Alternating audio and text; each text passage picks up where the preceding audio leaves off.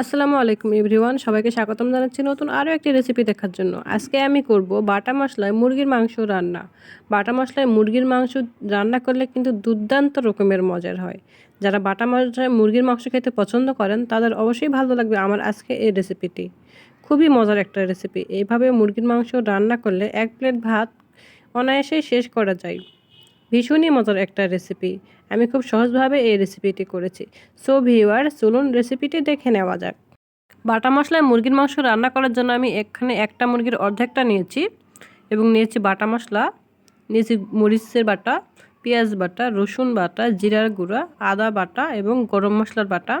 তারপর আমি যে পাত্রের রান্নাটা করব সেই পাত্রে আমি মুরগির মাংসগুলো দিয়ে দিব। মুরগির মাংস দেওয়া হয়ে গেলে দিয়ে দিব পেঁয়াজ বাটা এবং শুকনা মরিচ বাটা, গরম মশলা বাটা, রসুন বাটা এবং আদা বাটা, জিরার গুঁড়া,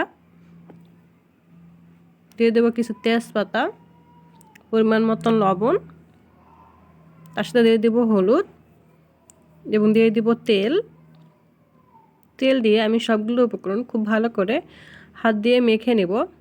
মুরগির মাংসটাকে বাটা মশলার সাথে খুব ভালো করে মেখে নিতে হবে। যত ভালো করে মাখানো হবে মাংসের স্বাদ কিন্তু ততই ভালো হবে। এজন্য আমি খুব ভালো করে অনেকটা সময় নিয়েই মেখে নিয়েছি। তারপর আমি ম্যারিনেট করার জন্য রেখে দিব। আমি প্রায় আধা ঘন্টার জন্য ম্যারিনেট করে নিয়েছি। তারপর আমি ঢাকনা তুলে দিয়ে দিব পরিমাণ মতো পানি। পানি দিয়ে আমি একটু নাড়াচাড়া করে দিব। দিয়ে আমি ঢাকনা দিয়ে ঢেকে রান্নাটা উঠিয়ে দিব। প্রায় 5 মিনিটের মতো আমি রান্না করে নিয়েছি। 5 মিনিট পর ঢাকনাটা উঠিয়ে একটু নাড়াচাড়া করে দিব। যে মাংসটা যে ঝোলটুকু দিয়েছিলাম সেই ঝোলটুকু কমে না আসা পর্যন্ত আমি জাল করে নেব।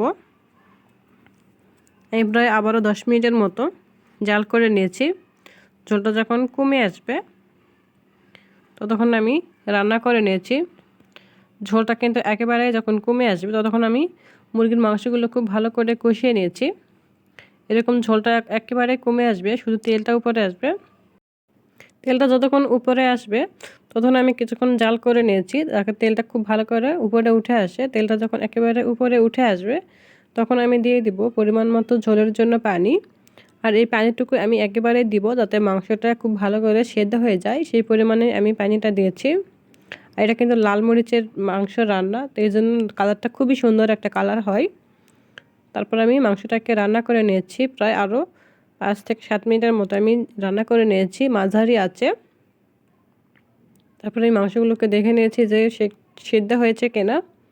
মাংসটা ঠিকঠাকভাবে সেদ্ধ হয়েছে। মাংসটা রান্না শেষ। আমি দিয়ে দিব জিরার গুঁড়া এবং ভাজা ধনিয়া গুঁড়া দিয়ে আমি চুলাটা অফ করে দিয়েছিলাম। এই তো রান্না হয়ে গিয়েছে। তারপর আমি পরিবেশনের জন্য উঠিয়ে নেব।